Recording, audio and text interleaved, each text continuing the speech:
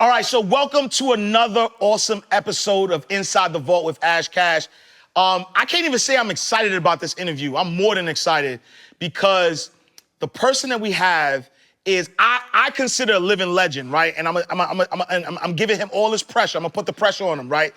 Living legend, somebody that I've watched online, for many years, change lives, right? Somebody that I've watched. He's your influencer's influencer, right?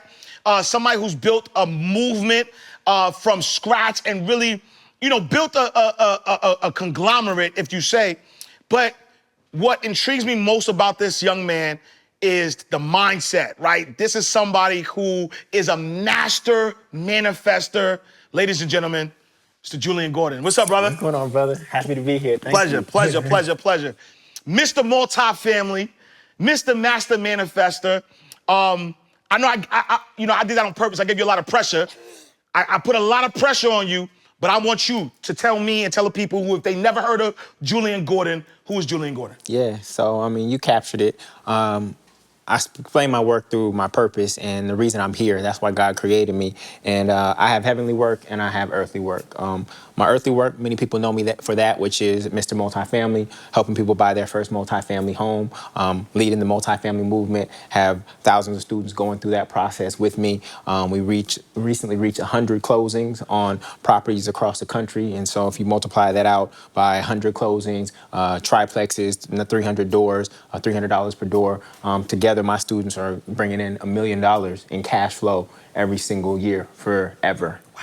Right? And so this movement has just got started. But my real work is actually my heavenly work, and that's where financial spirituality and rich and righteous comes in. And that's really retraining people's minds to move from poverty consciousness to wealth consciousness. And so I'm really excited about that as the book is on its way to coming out. And I believe that that's going to have a huge impact on our community and how we think about and relate to money. I love it. I love it. And so I want to backtrack a little bit, right? Because, I know that, I call you a humble millionaire. We're going to put all your business out here, right? Humble millionaire who has been able to amass wealth.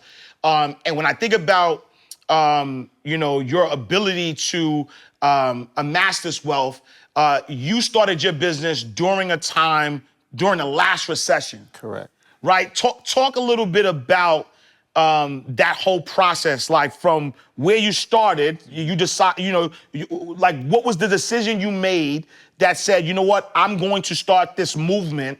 And then from that point, you were able to, create a portfolio of properties and create financial freedom for yourself, for your family. Talk to me about that genesis and, how'd you get to this point? Yeah, so that was January 9th, 2009 when I quit my last job, and forever will be my last job, right? And I felt pulled by my purpose. And at that time, I had saved up about 6 months of runway. My cost of living in Brooklyn, New York at that time was $3,000, so I had saved up $18,000. And despite it being the bottom of the last recession, I said, I'm going for this because, again, my purpose was calling me. The belief that carried me through that time was that if God created me for a purpose, right, then it would be cruel of my creator to create me for a purpose and then not give me everything I need to succeed at that purpose. Ooh. So I just stepped out on faith, and here I am, 12 years later, and experiencing the most abundance that I could even imagine. And when I was literally leaving my job in a small Brooklyn, New York apartment with $18,000 to my name and still starting my business. I had no revenues at that time. So so that was the beginning of the journey. The journey unfolded and has continued to unfold in many ways. I call it failing forward. It hasn't all just been a sequence of successes, right? And so first started out with workshops in my living room, teaching people how to get clarity on their life purpose. That was related to my first book, The 8 Cylinders of Success. And then that evolved into speaking at colleges and companies, which I know you did for quite some time. But I knew after speaking at hundreds of colleges and companies that that wasn't the end game for me. And fortunately, I started to pivot before COVID hit because we know people who are in that business have taken a huge hit. And I started teaching more online. And so I've taught everything from online entrepreneurship to how to create masterminds. And as I was building and amassing my wealth from my speaking business and teaching online, I was dumping my resource, the economic resources that I was generating into real estate. And so I got one property, then the second, then the third, then the fourth, and people started asking me, how are you doing this? And so naturally, as a teacher and an educator and wanting to empower as many people as possible, I started teaching people how to do that. And of all the movements that I've initiated, this is the one that has taken the most hold, and because I think it speaks to an innate need that we all desire, which is to not only have home, but to have assets in our families. And so my inspiration comes from Harriet Tubman. That is my ancestor spirit who I look to. And, you know, over the course of a decade, she freed 300 people, getting them across the Mason-Dixon line by making 19 trips over that period of time. And so right now, my focus is to get 300 people to close on their first multifamily homes. She was the #1 conductor on the Underground Railroad. I call this the above ground railroad. It is literally right there, real estate above ground, there for us to see. But many people didn't see it as a road to freedom, because HETV has taught us to look at real estate as for the aesthetic purposes of it and what it looks like, as opposed to seeing it as an asset. And so literally we've been driving by assets and ATM machines our entire lives, but we weren't aware that we could actually afford them, how we could get into them, that it's actually easier to buy a multifamily home than it is to buy a single family home. And so a lot of people got caught up in the American dream, trying to keep up with the Joneses, single family home, white picket fence and things of that nature, when if they would have simply just got a multifamily home first, then that multifamily would have produced enough income for them to have their single family home free and clear, because they wouldn't be making the mortgage payment. Their assets would be making the mortgage payment for them. Wait, I want to unpack that real quick, right? Because I know, you know, I've been a banker for a very long time. I was a banker 15 years. And, you know, even bankers, right, were telling, you know, clients who come in to get their single family home, and that's what was being pushed. But if I understand you correctly, you're saying that if someone were to start that journey of home ownership, don't buy the single family home, buy the multifamily home, and then let the multifamily home pay for the multifamily home, and then keep recycling that cycle until you can pay for that single family home. Is that what you're saying? That's exactly what happened for me. So I bought my first multifamily in Brooklyn in 2013. It was a triplex. And the moment I bought that home, I achieved rent and mortgage freedom. So since 2013, May of 2013, I haven't had a housing expense for the past 8 years of my life. Wow. Because the rents from that property not only pay the principal, interest, taxes, insurance, CapEx, repair, reserve, and vacancy rate for that property, but they also generate enough cash flow that I can use that to buy other properties. And so right now, my portfolio is about 13 properties in New Orleans, Oakland, Brooklyn, and Baton Rouge. And I don't make any of the mortgage payments. I don't make any of the utility payments. I don't make any of the tax payments, right? So I'm just continuing to take the economic resource that was created by that first property. So there's a couple different loan programs out there that can get you into your first property. And that is NACA, which is 0% down, very lenient on credit score. And there's a government's FHA program, which is only 3.5% down. So literally you can take control, not own. See, HETV will give you keys and say, congrats, you're a homeowner. You're not a homeowner. You only own 3.5% of that property. The bank, as you know, owns the other 96.5%. So we have to be very particular with our language, right? You're a home buyer at that point, right? And so with FHA, you can get in with 3.5% down. So on a $300,000 duplex, for instance, literally that's only $10,500 to control that asset. Now tell me, what other asset or business can you buy for $300,000 with only $10,500 down, get financed for the other $289,000 in 30 days, have that business immediately cash flow? What other business can you do that? Right. Multifamily real estate is it. And so now not only are you living for free, now your home is actually paying you. And FHA has a 1-year living requirement. So once you live there for a year, you can move on to the single family that you desire, move a tenant into the place that you initially were staying, and now have the cash flow paying for your mortgage in your single family home. So now you have 2 assets. Well, you have 1 asset. I don't consider the single family home an asset. Hopefully your single family home has appreciated, but that's not guaranteed. You don't really control appreciation unless you're forcing appreciation through renovations and things of that nature. Wow. And so where did that mindset come from, right? So, you know, as somebody who, you know, you were working, you got on the scene, you're speaking. Where did it hit you? Like, where did that knowledge come from that said, you know what? I'm gonna take my money and I'm gonna dump it into, you know, real estate, right, to build these assets? Like, where did that come from? Yeah, so for me, I read Rich Dad Poor Dad in college, but I didn't have the economic resource at that time to actually buy real estate. And so I just, did what I thought I was supposed to do and got a job and things of that nature. But I started to realize a distinction because I actually don't come from working class. I come from middle class. Both my parents were doctors. So I recognize that there's actually 3 different classes in the United States, or castes, not necessarily classes, castes. We're a caste system here, whether people say it or not. But there is the lower class or working class, right? And they typically use their hands to earn money. Then there's the middle class, right? And the middle class typically uses their head to earn money. But then the upper class, I don't call it the upper class, it's actually the asset class. Because their assets are actually what make them money. And so I realized that my parents, while they were making decent income or salary, actually I don't call salary income, they were making decent salary, they still were in the trading time for money model, right? And I knew that in order to create wealth, you had to get beyond that and actually enter into the asset class. And so that has been my focus, is acquiring and building and acquiring assets in order to achieve wealth. Now, the quick distinction between salary and income, this is the more trickery in the American dream. People call their salary income, but it's not income. If you ever run a business, you know that revenues minus expenses equals income. And so your salary is actually only your revenues. If your salary minus your living expenses could actually still equal 0. So you actually have no income. Wow. So 2 people could be earning $100,000. One person's living off of 90, the other person's living off of 60. Who has more income? The person who's actually living off of 60, right? And so we have to be very particular with our language when we're speaking about money, and that is part of the trickery in the American dream, which for many people is the American nightmare. And it's not just people of color. 78% of Americans live in paycheck to paycheck. And so if black people only make up 14% in this country, then it's not just about black versus white.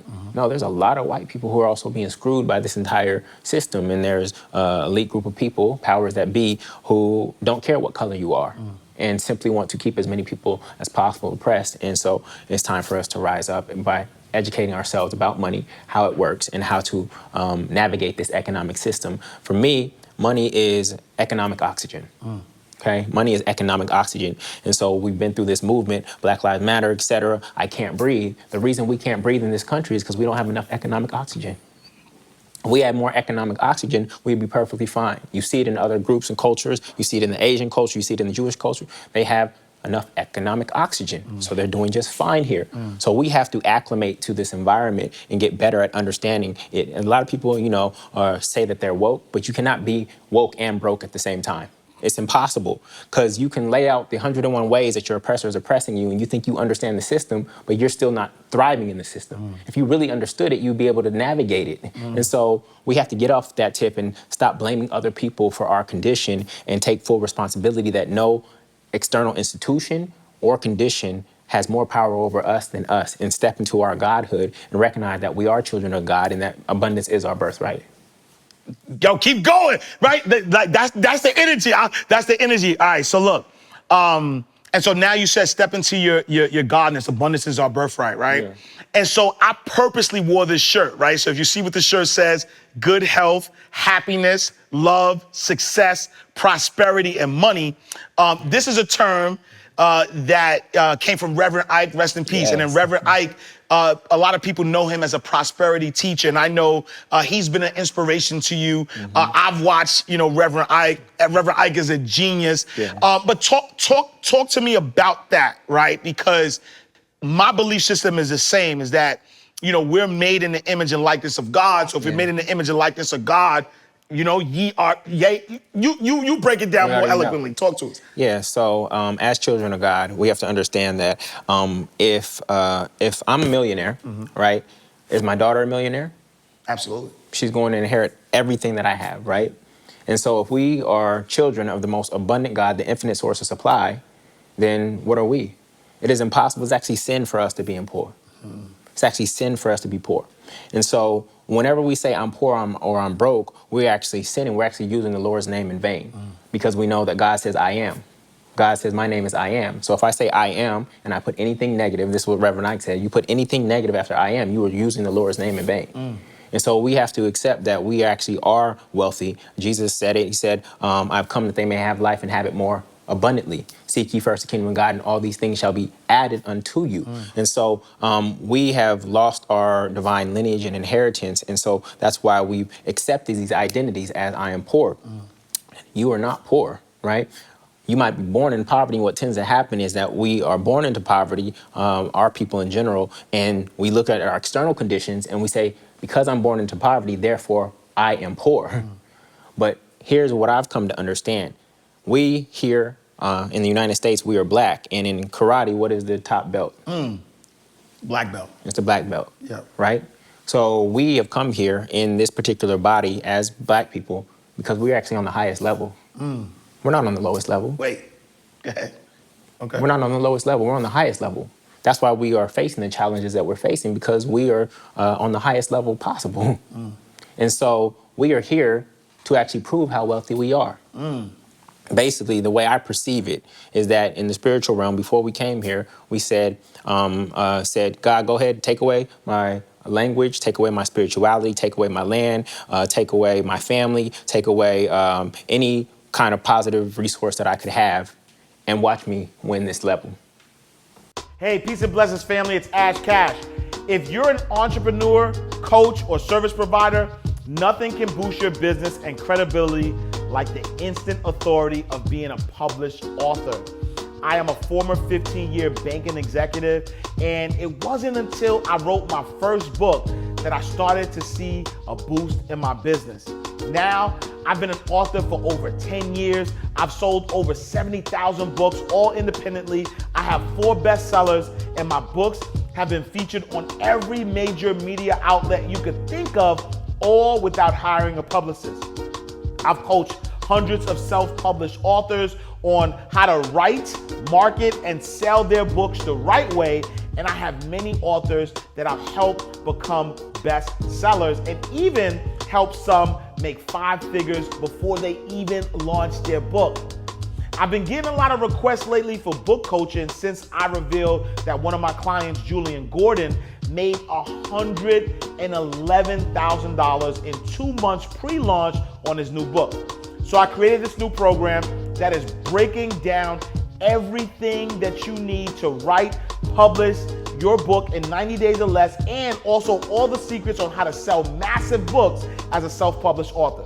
So go to incomefrombooks.com for more information, and for a limited time, you'll get 40% off the normal price, and you don't even need a discount code. I promise you, it's a worthwhile investment. You have a story that the world needs to hear, so let me help you build your impact and your income. Good people need to do good. So let me help you. I'll see you on the other side. Incomefrombooks.com. So when you look at it that way, you're able to recognize that I'm actually here to overcome these challenges, and that this is actually a sign that I have enough strength, because God would never give you more than you could actually bear. And so the reason we're here is that we can bear it, and we're actually here to prove how wealthy we are by actually having no wealth. Wait, let me unpack that for a second, because I don't want anybody to miss what you're saying. So you're saying, and I love the analogy, right? So black belt, highest level, you know, us black in America, highest level. But what you're saying is that if you were born with everything, right, with all the resources, with everything that God has promised, there really isn't any way to prove God. Yeah. Right? How can a Paris Hilton prove her wealth? If you're born into wealth, what is there to prove? How can you prove that you're wealthy? You can only prove that you're wealthy by actually coming to a space where you have no wealth, right, and actually creating it. Put me anywhere on God's green earth and I'll what? Triple my worth, big bars. Anywhere. Anywhere. Okay, so God, green earth. That's what gods do. Yes. And by gods, I mean lowercase g. Of course, there is the one, right? Capital G, the OG, right? But then we are all little gods. Jesus said, "It is it not written in your law? I've said ye are gods."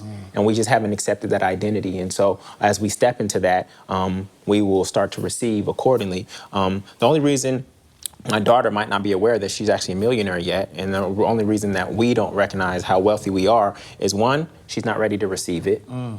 Right?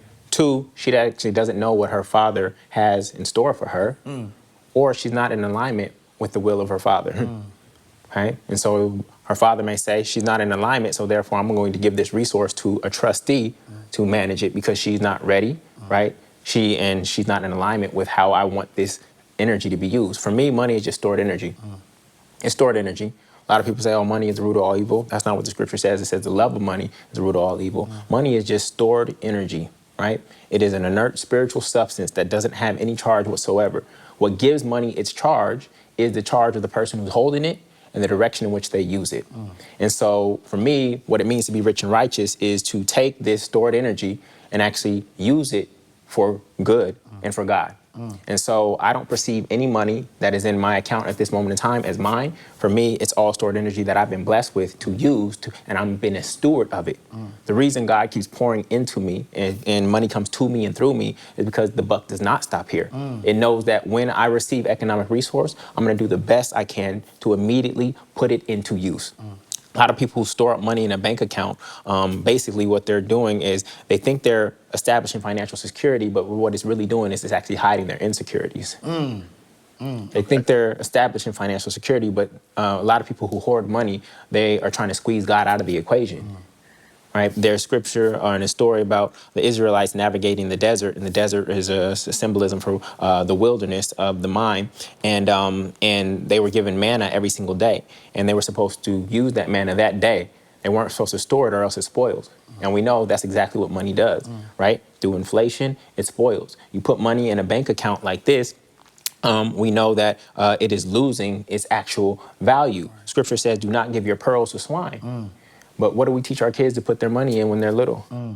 Piggy bank. In a piggy bank. Yep. We literally program our kids to give their money to swine, their pearls. And so I know that we are supposed to elevate this money, these dead presidents, right? In the parable of the talents, there were a couple of people who were given talents. One was given 5, one was given 2, one was given 1. And the one that was given 1, you remember the story? The one that was given 1 buried it. Buried. Yeah. And when you bury a person, what are they? They're dead. Dead, yeah. And so what do we call money in our community? Dead presidents. Dead presidents, nice. Yeah. We call them dead presidents. And our responsibility is actually to resurrect those presidents and actually give cash consciousness by investing it in ideals, ideas, individuals, and institutions that we believe are doing good or God's work. That is our role as stewards. And the better steward you are of this stored energy, the more that will come to you and through you. All right. I remember you said there's 2 things that I want to unpack, but you said that the reason why you don't have $1 million is because your dreams aren't as big as $1 million. Yeah, you don't need it. Break that down for me, please. So God is our angel investor. Yeah. Okay. And so if you were starting a company and you went up to an angel investor and just said, I need more money, what would they say to you? Yeah, let me see the blueprint. Let me see the plan. Let me see how you're going to use it. Yeah, how are you going to use it? Yeah. Well, how much exactly do you need, right? And what are you going to use it for, and how am I going to get my return? Yeah. And so they would laugh at you if you just said, I need more money, right? And so it happens the same with God, is that we have to be clear on what we're actually going to use it for. The reason most people are not millionaires is because they don't have a vision that requires $1 million, or they don't have a vision that will actually result in them having $1 million. And so we actually have to create larger visions so that we can be poured into. God is not just going to give you more money for you to go put it in a bank account for it to sit, right? It would rather use that economic resource, that stored energy, and give it to somebody who's actually going to put it into use. So I'll give you an example. Elon Musk, right? Elon Musk, when he cashed out of PayPal for $180 million, I think in 2002, he put all that money into Tesla, SpaceX, and Solar City, right? So much so that he had to borrow money for rent. $180 million. Yeah. And he poured everything back into the business. So much that he had to borrow money for rent. Yeah. Elon Musk is operating at one of the highest levels of wealth consciousness ever. Obviously, he achieved the status of the richest man on earth. And he's grown that $180 million at a rate of 44.44%. And we know that number is sacred. 44.44%, that 180 million has grown to be the 192 billion that he has right now. So he is using that money. He's not hoarding it. Elon Musk's wealth isn't stored in a bank account. He can't go cash that out. When you actually have net worth, it means that your money is actually in assets being put to work, being put to use, right? We know that these presidents, especially George Washington, enslaved our ancestors. So you think I'm gonna get a George Washington and let him just sit there and be lazy? I'm gonna work his ass. And every one of his homies, Right. they're gonna work for me. Right? And so you cannot achieve wealth when you work for money. You have to get to a space where money works for you. Now, here's the problem that I see happen in our community right now as this wave of wealth consciousness is occurring. We're giving people tons of wealth strategies, right? But if you give wealth strategies to people with poverty consciousness, none of it will take root. Okay. None of it will take root. And if we're giving people too many at a time, it'll get confusing. And so what I found, and when you look at the sequence, and I'll give Jay-Z as an example in a second, if you look at the sequence, you typically have to focus on getting one stream to pop first. And then once that one stream pops, then you start diversifying into other smaller streams, either that are have synergies or that allow you to diversify completely. And so Jay-Z, if he would have tried to start Rockaware, Rockefeller, Armadale, Spotted Pig, 44 Club, all at the same time, he would have failed. And he wouldn't be the Jay-Z that we know. But he knew that his lane was Rockefeller, right? And they focused on that and getting that popping. And then once that was popping, then you start to diversify into these other lanes like Rockaware, which was synergistic because they could actually market their own clothing in their videos, et cetera. It was an alignment, right? Hotels, Spotted Pig, probably not in alignment. 40/40 Club, kind of in alignment, et cetera. And of course, now he's into all kinds of different, alcohol was in alignment, right? So, as we're on this journey to create multiple streams of income, they say the average millionaire has 7 streams of income, et cetera. You have to figure out what your primary stream is. And then when you don't know how to invest money back into your primary stream, then you use that extra resource like I did with real estate to invest in subsidiaries, right? And so that's one of the keys. And so I love everything that you're saying. But what you know, a lot of what I've heard so far, right? Biblical principles, and it almost sounds like religion.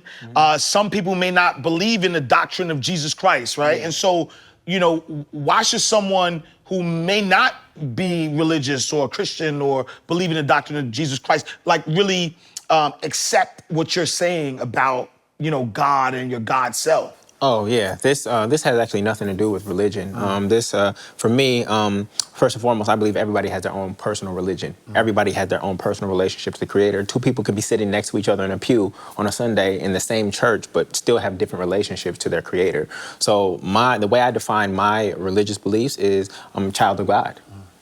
That is it. And anything below that, any identity I accept beneath that, actually limits me. And so that's first and foremost. But when we actually look at religion or Christianity in general, one, we know that God is not Christian. Okay. 2, we know that the Bible is not Christian. And we also know that Jesus was not Christian. So these principles that I'm extracting are actually universal principles, but I've extracted them from this book that has had a timeless impact on our society and our culture, and I believe they transcend any particular religion. The same rules, just like gravity, apply to everyone. For me, given my upbringing, this happens to be the book that resonated with me the most, and where I was able to see and extract these universal principles that actually apply to all. I love that. I love that. And so, you know, there's somebody watching right now. They love what you're saying. They understand, or they have an idea of, you know, they're not supposed to let, you know, that you want to put your money to work for you. But, you know, what advice would you give, or how should I use my money? How should I make my money work for me? Yeah. So this is a big one. So I have 7 ways to think about you using your money, because money is in our experience. We use it every single day. And if we actually had a scoreboard to help us determine if we were using it in the highest way possible, it would help us. And so I have 7 ways to score yourself every single day when you're using money. The first one is actually a -2. It's actually -2. And that is you losing money. And the number 1 way we lose money is through taxes. And so when you learn how to navigate tax strategies, when you incorporate yourself and you're able to expense things, it'll change the way that your tax liability every single year. I have no tax liabilities because of all the write-offs and deductions that I get from real estate, my businesses, and things of that nature. And so the first step is not to lose money. I think that's Warren Buffett's rule number 1 and 2 as well, which is rule number 1, don't lose money. Rule number 2, do not lose money. Right, Don't right. forget rule number 1. Right, Okay? right. So that's negative 2. Negative 1 is spend money. When you spend money, you end money because you only get to use it once and it's gone. We're supposed to circulate money, and to circulate means to return to point of origin, right? And so that's negative 1 is spending money. 0 is actually saving money, right? When you save money in an account, especially at 0.03% interest rate, that means that you're only getting 3 cents on every single dollar over the course of a year. So you're saying, you telling me don't save money? Don't save money, okay? Beyond your emergency fund, whether that's a 6-month emergency fund, whether that's 12 months for you, after that, you want all of your money to be in play. Okay? Because right now, at 0.03% interest in a Bank of America savings account, you take the rule of 72, 72 divided by 0.03 equals 2,400. It means it'll take you 2,400 years to double your money in a savings account. 2,400 years, right? So you're not supposed to save money, right? And going back to the parable of the talents, the person who buried their money, that was equivalent to saving money, right? Then there's positive 1. Now we're starting to give money a positive charge, and that's donating money. And donating money is good, but oftentimes we are donating it to nonprofits that have a poverty conscious. You notice nonprofits that are always begging for money, asking for money, having to raise money, and it's actually taken away from them doing their work. And you can actually create a nonprofit that has a sustainable business model. We see it with educational institutions. We see it with hospitals all the time. And so my challenge to nonprofits is really to think more creatively about their business model. If they really want to serve, then they need to serve sustainably so they don't have to always rely on outside resource and donors to actually make sure that their mission continues. But positively charging money, that's better than you saving it because now it's in use if we're good. Then positive 2 is actually expensing money. Expensing money is different than spending money. When you spend money, it's gone to a liability, right? But when you're expensing money, you're actually expensing it within a business to facilitate the business's growth. So it's different than spending money because spending money is just for like leisure and casually. But expensing money is actually towards the growth of something. So that's positive 2. Positive 3 is actually investing money, okay? So now you're usually, in this case, putting your money into an investment like real estate, or you're handing your money to an individual organization to invest on your behalf, right? And so now your money is out in the world working, and hopefully you're investing in things that you care about and you believe in. And then number 4, positive 4, is actually you learning how to multiply money. It says be fruitful and multiply. Be fruitful and multiply. And so we have to learn how to multiply money. And when you're multiplying money, that's typically through your own business. It's typically through your own business where you learn how to multiply money. And that's the level that I'm operating at right now, is the level of multiplication. And this is where I want everybody to reach. Be spending using your money in levels 3 and levels 2, 3, and 4. Wow. And so 7 point, -2, -1, 0, 1, 2, 3, 4, Yeah. with 4 being the highest level of multiplication. So, like you said, having those dead presidents work for you, Yeah. putting them out to work, multiplying and bringing that back. And so, when you think about, being rich, 'cause I want to come back to some, or come back to something that you said, where you can't be woke and broke, right? You can't display God, right? And be worrying about your bills and things of that nature. We're at a space where it's COVID-19, people are losing jobs. Someone's listening to you, they're like, all right, it sounds good, but you have properties, you have like, what do you say to that person that is currently in that situation, that is currently trying to figure it out? And I mean, they believe that they believe in God. They believe that they, that they have a wealth consciousness, that they wouldn't be putting themselves into poverty, but their situation doesn't really show that. They're struggling. They're trying to figure it out. What do you say to that person? Yeah, so that's a great question, and it's one that I think about all the time, given the condition of our people at large. The first thing is that I think about 3 buckets, right? And those 3 buckets are the colander, the regular bucket, and the watering can. The colander is typically where a lot of our people are at. And the colander is a bucket that has holes in it. So even if you pour the ocean into a colander, it'll still end up empty, right? And so the first step is to actually plug all the holes in your financial system. You're not broke. Your financial system is broke. Talk to me. Okay? We never accept the identity, I am broke. I am are the two most powerful words in the English language. So you're not broke, but your financial system may be broken. So we have to plug the holes. Are you actually being a good steward of that which you have? Let's just start there. Why would I give you more if you're not being a good steward of that which you already have, right? And so are you budgeting your money properly? Where is your money leaking? Where is the waste? Because if I actually go look at your bank statement, you're claiming that you're poor, but if I actually go look at your bank statement, I can see a lot of ways that money is just leaving and out of your personal economy. And so we need to fix that first before we give you any more, okay? The second thing is then increasing your capacity to receive. Our people are giving people. And as a giving people, it's a good thing. And we've tried to play the sacrificial leader, right? And the thing about that is that you end up burned out when you do that and frustrated and resentful when you give, and you never seem to receive. It's not that you never seem to receive, it's that we haven't developed our receiving muscle. Receiving is a skill set. Like we are so proud sometimes that we won't receive. You have groceries all in your hands and arms, and somebody has to open the door for you. You're like, no, I got it.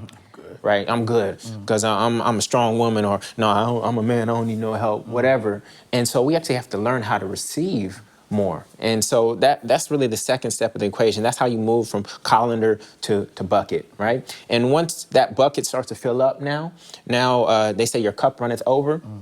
You heard me say this, if your cup runneth over, you need to stop approaching God with a Dixie cup. It just means your cup is too small. And that it's time for you to give. And so that's where you move into the watering can. And the watering can, it has a receiving and a giving function.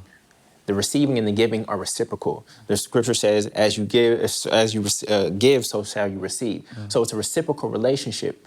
So again, the colander only receives, but what it receives, it wastes. Then the bucket, it receives, but it has no giving function. The watering can, it receives, right? But it receives to give. To give. And so the third step is actually creating a vision big enough and something that you're actually going to pour into. Right? This money is not meant to be held selfishly to keep you comfortable. It's actually meant to circulate all throughout and be a form of good energy that we spread out all throughout the world. And so that would be the step, is plugging the holes in your own system, developing the receiving skill set by saying yes to help when it comes, asking for help in the areas that you know that you actually need it, and then creating a vision that's bigger than you that you can pour into. And that would be my 3-step process to getting yourself out of that situation. And so when you say, and I appreciate that because I know there's going to be people watching that want, tangible things. And so, when you say create a vision, then, go to 99-cent store, pull out your Oprah magazine, cut out the Bentley, the Rolls Royce, and make sure, right? That's what you're saying. No. You said create a vision, bro. I heard what you said. You said create a vision. You did. You said cut out the Bentley, the no, ghost. I didn't say that. You ain't say, I didn't say that. You Here's the problem with vision boards. All right, talk to me. Here's the problem with vision boards. Talk to me. Vision boards are selfish. Okay. Everybody's saying, go create a vision board, put all the things that you want. No, that's not how it works. And maybe you have manifested some things that you put on your vision board because you're giving that thought-focused energy on a daily basis. But the secret to getting everything you want is to help other people get what they want. Okay. You help enough people get what they want, you'll have everything that you want, everything that you desired. So rather than just creating a selfish vision board that's just about what you want, instead ask yourself, how can I help other people get what they want? How can I be of service to other people? And I know that when I do that I'll have enough economic resource to have everything that I possibly want. Your wealth in this world will be directly proportional to the size of the problems you solve. And so instead of just being selfish, saying, oh, what's my passion? I want to do my passion. I encourage people to ask this question. What problem are you passionate about solving? Go solve a problem for people. And trust me, you will get everything that you want. So your vision board, it's a key step. And I know The Secret pushed that really, really hard, but your vision board is secondary. It is secondary. I know that wealth and money is attracted to Value, not vision boards. Say that again. So wealth is attracted to value. Not vision boards. Right. And so the more value you bring out, the more wealth you will have. And then the more wealth you have, then you can get the Anything goals that you you want want on your vision board. But if you just go, if we have two people and one person just creates a vision board and says, I'm gonna look at this vision board every single day. Yeah. We have another person who says, I'm gonna see how many people I can serve and how many people I can create value for.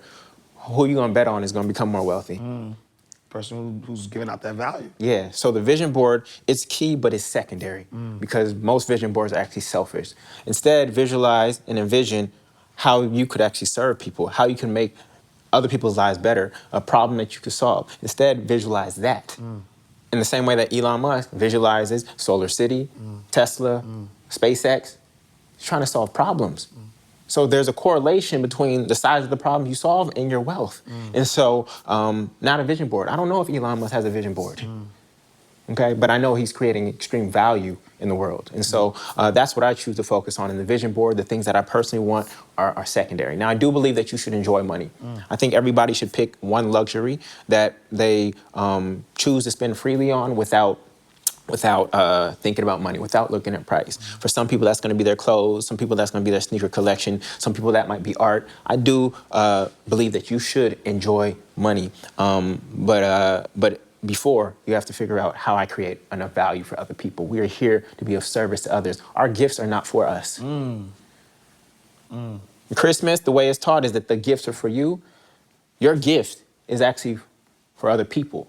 And the blessing that you get is the unwrapping of your gift and the receiving of it by somebody else. So if I have a gift for financial spirituality and interweaving these financial and spiritual principles, that gift is not just for me. The blessing I get is when I get those DMs, when I get those comments on YouTube videos, when I get emails, when I get phone calls, when I bump into people in public and they say, I watched this, and that is the gift to me, not the actual thing. And so we're meant to give our gifts, and a lot of people are trying to get to wealth by just stacking bread themselves without thinking about, actually, how can I just serve more people, right? We are in this space of where we chase money. And you're not supposed to chase money.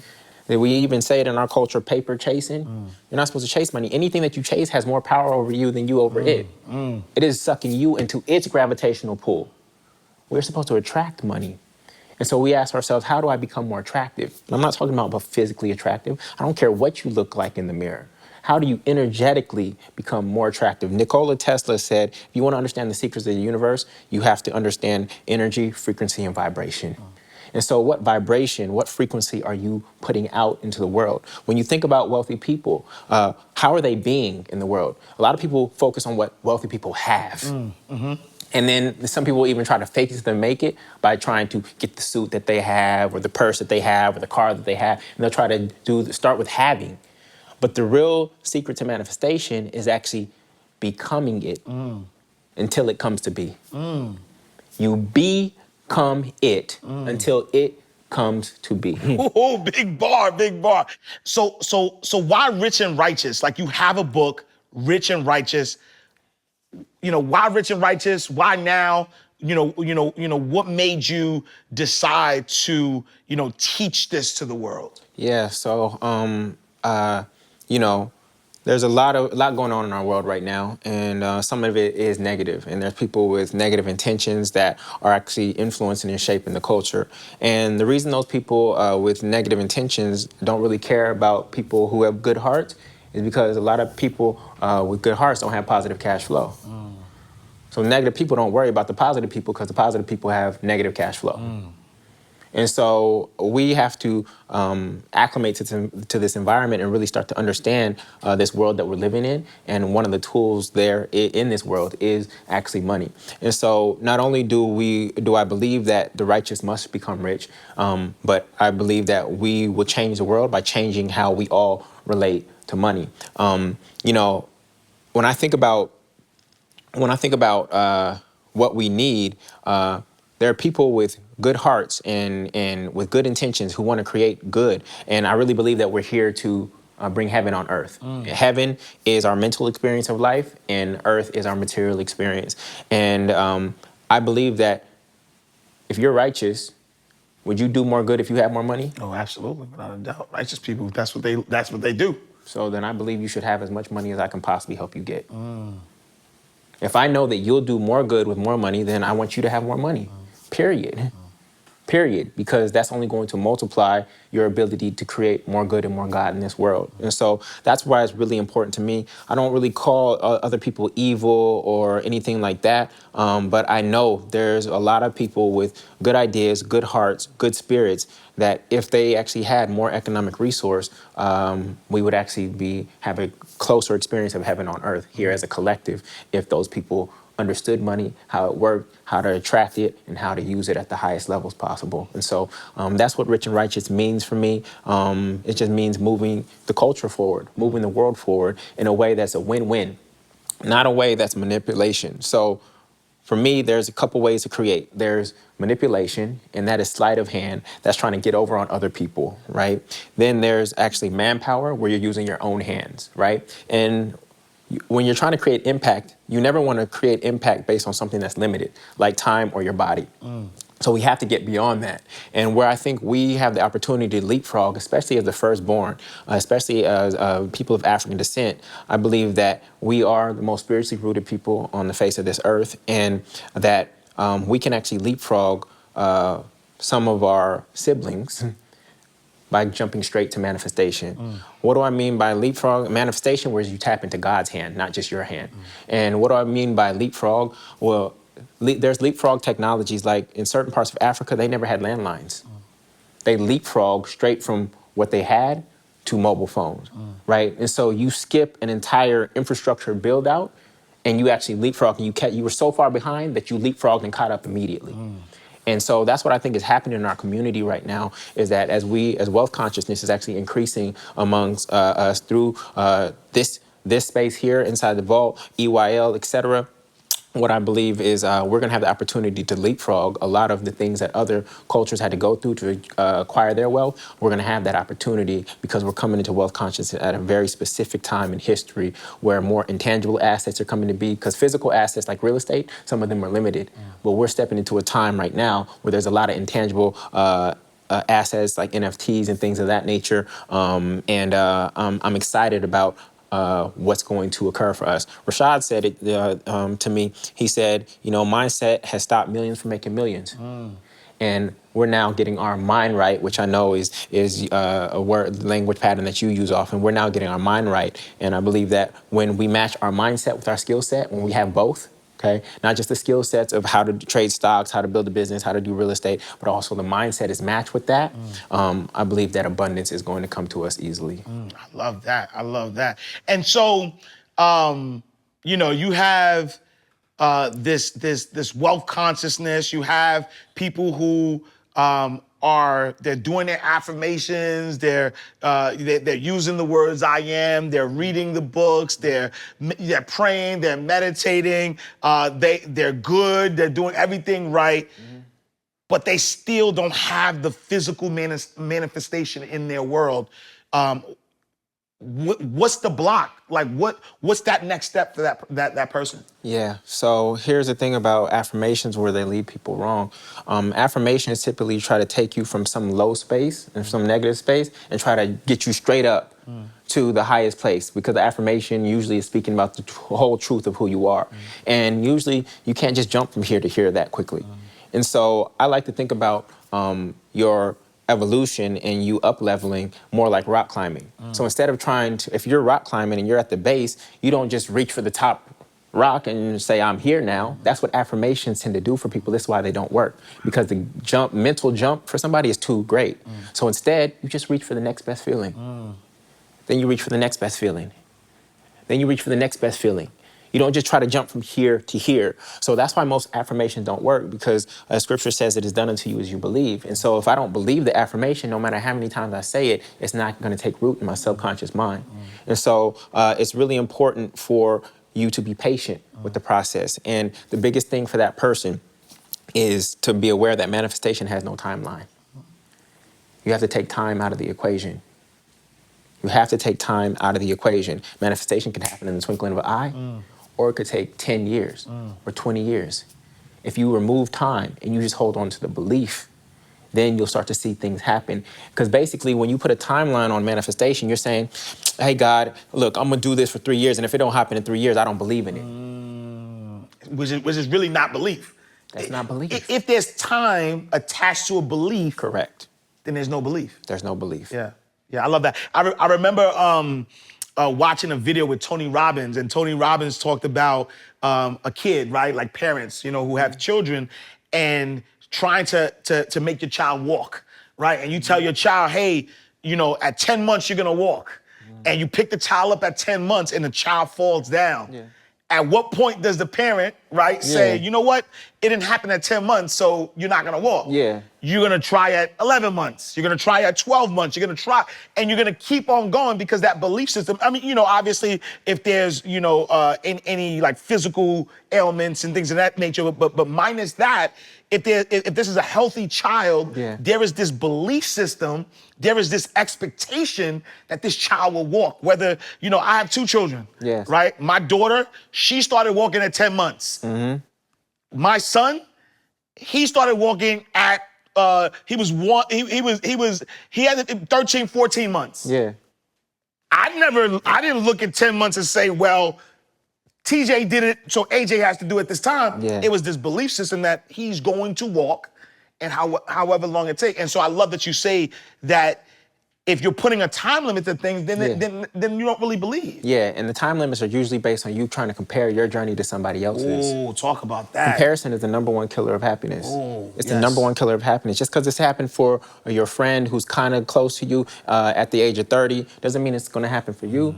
I think Morgan Freeman, he started his acting career in his like 40s or 50s or something like that, So that is, first and foremost, is comparison. I had a similar story with my daughter. She we were at a New Year's Eve party, and a child her size was there, and this child was walking, right? And she was taking a little bit of time to walk. We were like, when she's gonna walk, etc. She saw this child walking at the New Year's Eve party. Guess what happened the next day?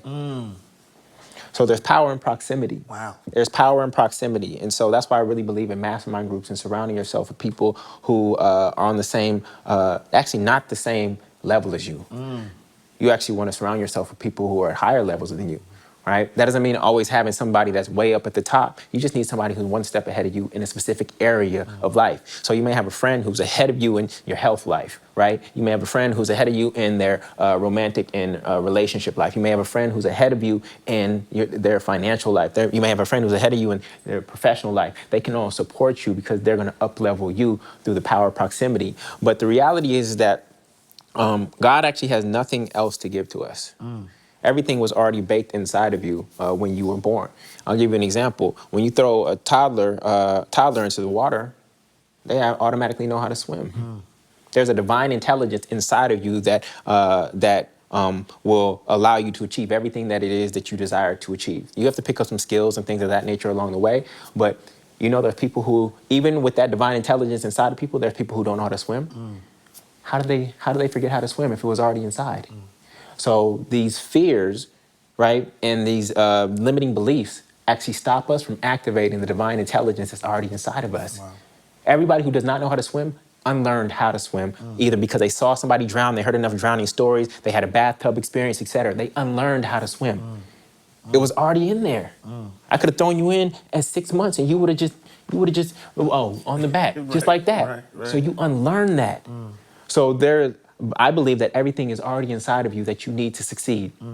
And that when you stay on your path and you're in alignment, all the things that you need and all the people you need, anything that's outside of you will come to you naturally. You will attract it. And so, it's those limiting beliefs. I believe that it says, be ye childlike. And why does it say be ye childlike? Doesn't mean just run around and play. No, just having the belief of a child, having the joy of a child. Right? For me, what it means to be born again is not dipping my head in some water. For me, born again is actually returning to that childlike state where we actually get to have fun with this thing called life. As adults, we get to take all the wisdom of the journey thus far and get to play again and actually enjoy this experience that we call life bring heaven, our mental experience, on earth so that those two are aligned and are one. That's when you're actually experiencing heaven. Heaven's not some place you go to in the sky afterwards. It's actually here in the kingdom of heaven is here and now for you to experience. And you're either having a heavenly experience of life or a hellish experience of life right here in the present moment. Wow. And so that's what I believe. Wow, powerful. And then so you talked about masterminding, right? Yeah. And I know you connected with a business partner, and you're building something phenomenal in Louisiana. Talk to us about that. Yeah. That's my brother Anthony Kimball and Tevin Wade. We're out in Baton Rouge, Louisiana. We raised $3 million through the Buyback Baton Rouge Fund. Developing 160 multifamily units out there right now. I'm there 2 days a week doing that work and pushing those developments forward. And we wanted to create an opportunity for the community to come together and invest together in real estate, a tangible asset. God's first gift to man before life was actually land. And there's no more land being made. And so it's really important that we as children of God actually reclaim some of this land and take care of it and be good stewards of it, and the assets that are on top of it, and the people who live in those properties. And so, we're pushing those developments forward every single day. It was a great demonstration of what it means to actually come together and pull our resources together. And it's just been a joy not only leading that process, but also taking people on the journey and showing them what group economics looks like and how things manifest. Real estate, especially at this level, is like bamboo. Bamboo grows underground for about 7 years, then it sprouts up. And so we're in it's not going to take 7 years, but we are in that phase where things are underground. But we know that in the next few months, we're going to start laying foundations and things of that nature for like our new constructions in particular and some of our bigger projects. And you're going to see things sprout up. And we're going to change an entire community, 2 communities. Eddie Robinson Senior Historic District in Baton Rouge, which is right between downtown and the Garden District, and then Scotlandville. Those are the 2 neighborhoods that we're focused on. So we really believe in concentrated community development. A lot of people have real estate portfolios or developments and they're scattered.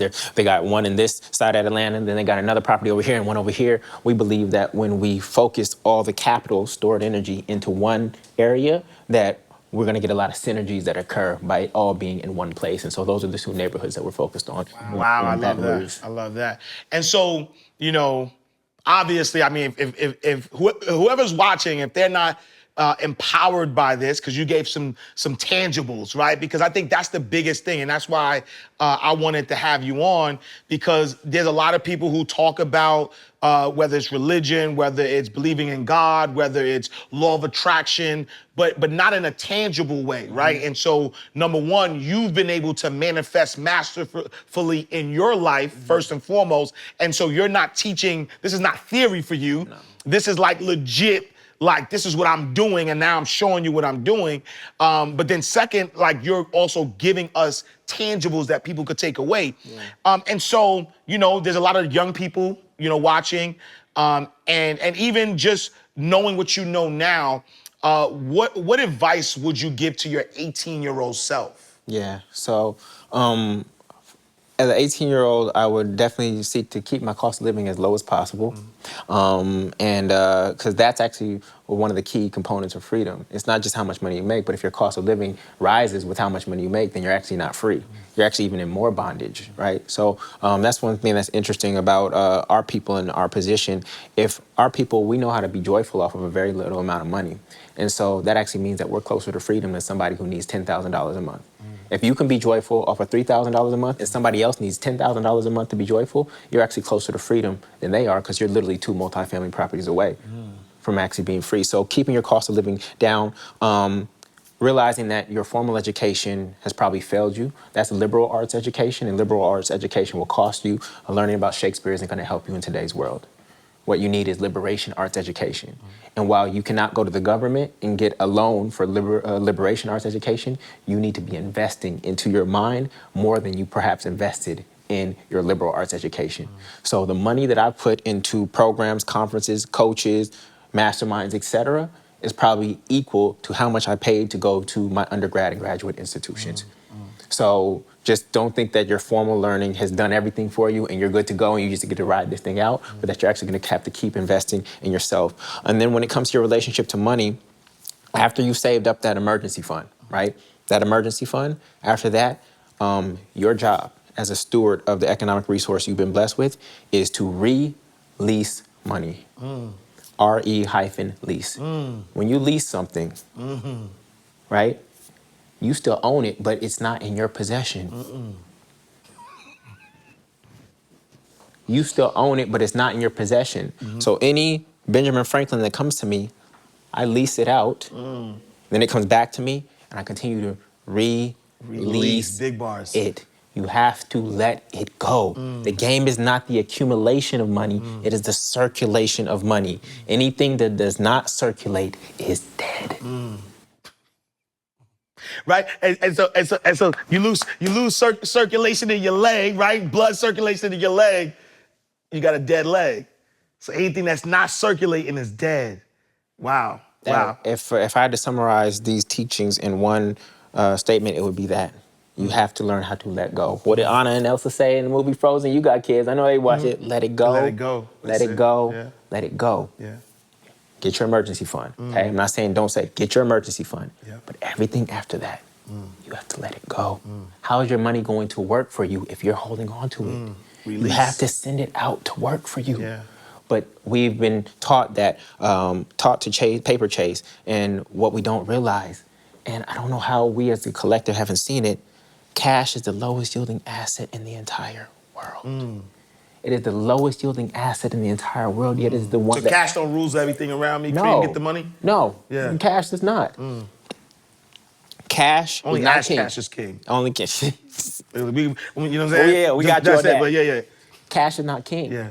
It's actually the opposite. Cash is pawn. And what Nipsey said, we playing chess, not checkers, right? Yeah. The assets are queens. Queens, women, give birth to kings, which is cash flow. And those kings lead to cash, which is pawns. And in the game of chess, will you sacrifice a pawn for another queen? Absolutely not. Absolutely so. Absolutely. Oh, no. Absolutely you said, so. No. You said you sacrificed the pawn for the queen. I'm sorry. Oh, cool. Yeah. I'm sorry. We will sacrifice pawns, Yes. cash, Yes. to get another queen. Absolutely.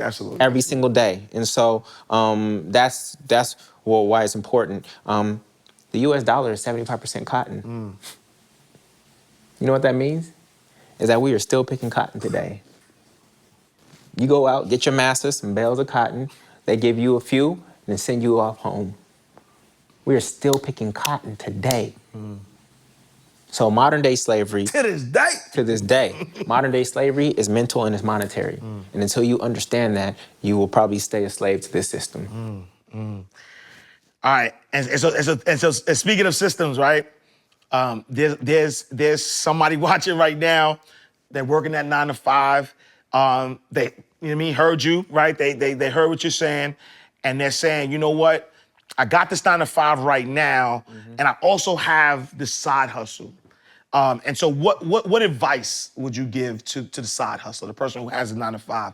Who is, currently starting that side hustle? Yeah, or somebody who hasn't. Going and getting that first 4-figure check outside the context of a job is one of the most powerful things that will happen to you in your life.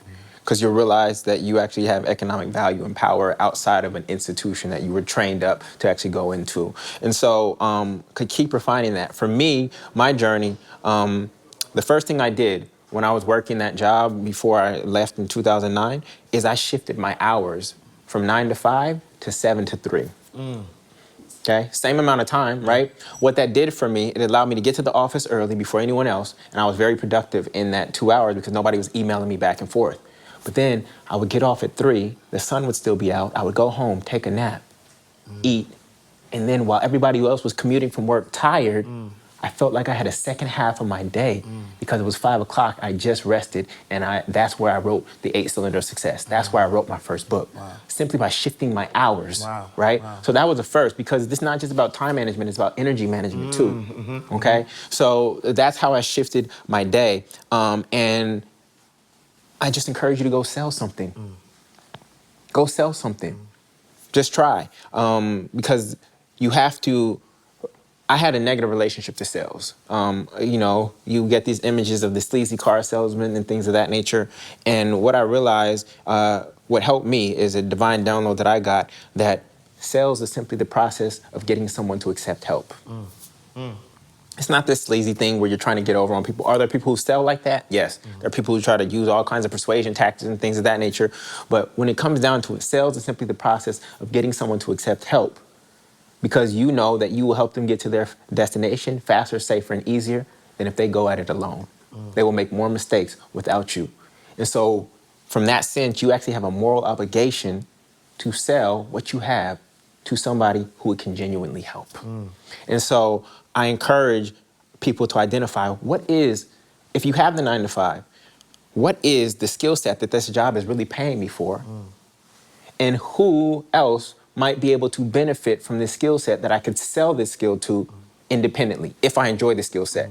But if you don't enjoy the skill set, then I encourage you to think about how to create passive income that works for you even while you are at work and while you are asleep. I mean, literally, when you think about $100,000 a year, it sounds like a lot, especially if you're only making 40 or 60 or whatnot. But $100,000 in a year divided by 365 days, and when we're talking about passive income, meaning income that can come to you at all times of the day and the night, that's only $274 a day. Divide that by 24 hours in a day, that's about $11.40 per hour. Divide that by 60 seconds, that's 19 cents per minute. So everybody who's on a 9 to 5 and wants to get free, who's been on the corporate plantation, I encourage you to ask yourself, write this question on your bathroom mirror. How can I create enough value to get 19 cents to come to me every single minute of the day?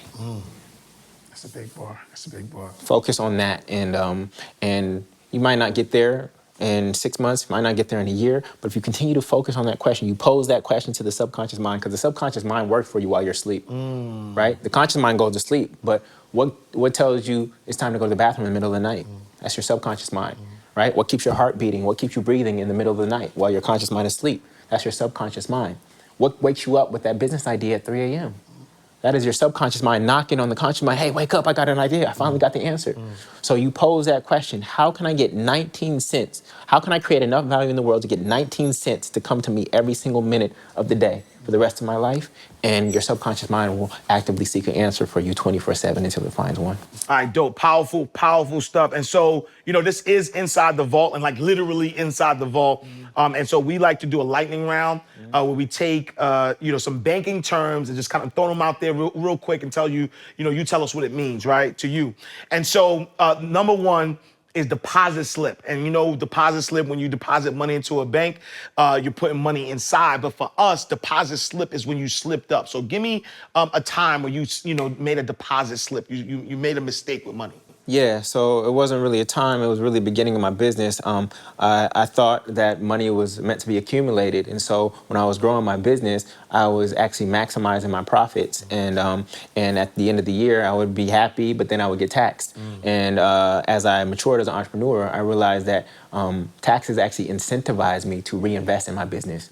And so I started approaching my last quarter differently by trying to say, how can I actually reinvest as much into my business so that I can reduce my tax liability rather than that money just evaporating on January 1st at 1 a.m., right? So that was huge for me. I love that. I love that. All right, let's do cancel check, right? So cancel check, you write a check, there's not enough in the account for it to clear, and so that they cancel it. And so for us, cancel check is a mindset or people or something that you had to cancel while you were on your journey.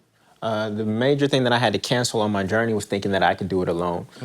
Especially we are in this world of solopreneurship or self-employment, and I realized that self-employment was just a glorified job. In some cases, if you do it wrong, it can be worse than your job because everything is tied to you and you're wearing all these different hats. And so I learned how to hire the right people either in the organization or find the right consultants and coaches to execute on things that I didn't enjoy doing or that I wasn't great at, and that allowed me to expand and focus on my wheelhouse and where I was the strongest. Oh, I love that. I love that. And then last but not least, trust account, right? Trust account. Everybody wants to be the trust fund baby where they have the funds and they have something to lean on. So when we think about trust account, who are those people that you add into your trust account during your journey? Yeah, I did not get here alone. There are many people whose shoulders I'm standing on. And it's not just one mentor, it's actually various mentors, people who are my age, people who are older than me, that I call for very specific things. Like, this person is great at this, this person is great at this. So it's not one mentor that I rely on for everything. There are specific people that I know to reach out to when I feel stuck or blocked in a certain space, from spiritual guidance to financial to entrepreneurship to marketing to real estate, etc. And that they make up my trust account. Oh, I love that. Like when you put out your book, you call the book guru. Yeah. And you got the book coach, but that's, you know what I mean? Yeah. All right. So Jullien Gordon, we appreciate you, brother. Thank you. I knew that this was powerful. I know, like, I don't even have to guess. I know that everybody watching this has gotten something special out of here. So I appreciate you, brother. You know, infinite blessings. What's next for Jullien Gordon? I'm so excited about Rich and Righteous book. It just came out. I'm so excited about it. You know, we had already had tons of pre-orders, but it's spreading across the country right now. It's catching that wave, and people are really being impacted by it. So I just want to expand that and get that wealth consciousness out into the world to shift our community from poverty consciousness to wealth consciousness before we start adding more financial strategies onto their plate. And then, of course, I'm focused on getting to 300 multifamily closers. That was Harriet Tubman's number. Right now we're at 100, and I'm looking to get to 300. So I'm doing everything in my power to help my students in the multifamily movement get to 300. So.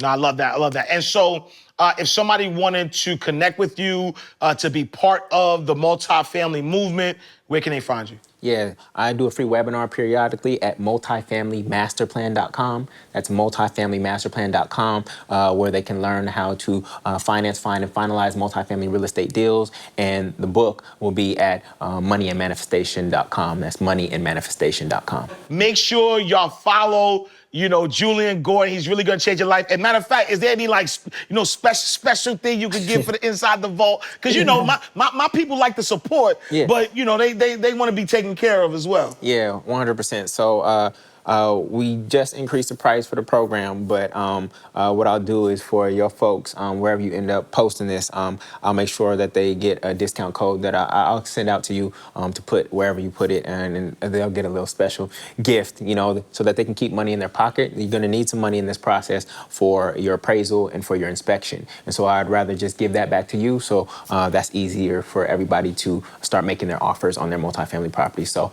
I'll put that information out and give you a discount code. All right, so make sure, look, check the description, check the link in the bio. We got you. Jullien Gordon, what's your social media? Where can they find you? Yes, Jullien, Gordon, Gordon. You can find me on Instagram, and click the link in my bio, and then all my other stuff is there. So again, that's Jullien, Gordon, Gordon. Another classic interview, Inside the Vault with Ash Cash. Thank you so much for tapping in. Thank you for tuning in. Make sure you stay in touch with us. Make sure you watch us. Next episode is going to be fire. We're going to keep bringing you fire. I appreciate you. Till next time, in God's will, peace.